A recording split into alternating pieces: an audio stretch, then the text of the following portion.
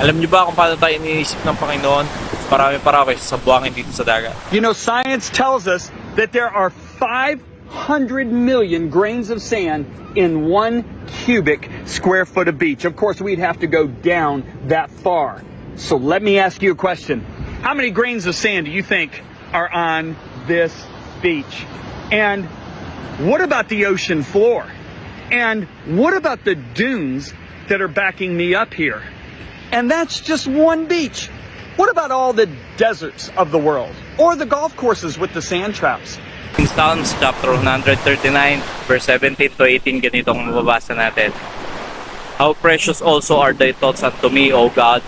How great is the sum of them. If I should count them, they are more in number than the sand.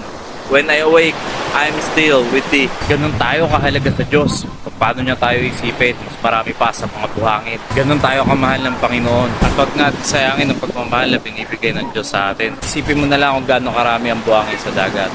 Kung magkasala ka ng maraming beses sa Panginoon, mas maraming beses kanyang kayang patawarin. Paano nga ba mag-isip sa atin ng Panginoon? Jeremiah chapter 29 verse 11.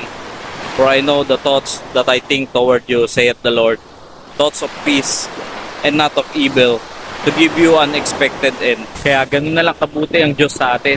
Gusto niya pala sa atin ay kapayapaan, hindi kasamaan, upang bigyan tayo ng pag-asa sa huling wakas natin. In 1 Thessalonians chapter 5 verse 9, for God hath not appointed us to wrath, but to obtain salvation by our Lord Jesus Christ, who died for us, that whether we wake or sleep, we should live together with Him. Hindi pala tayo itinalaga ng Diyos para lang sa galit niya.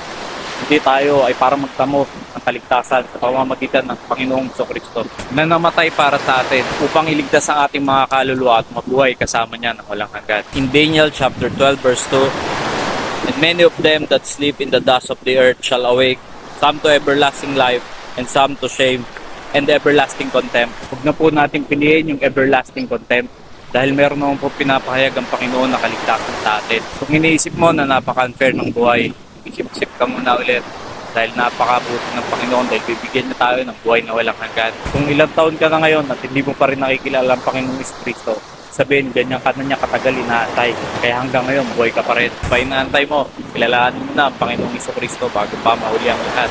Sisiyan mo na lahat ng iyong kasalanan at manampalataya ka sa Panginoong Jesucristo. Maliligtas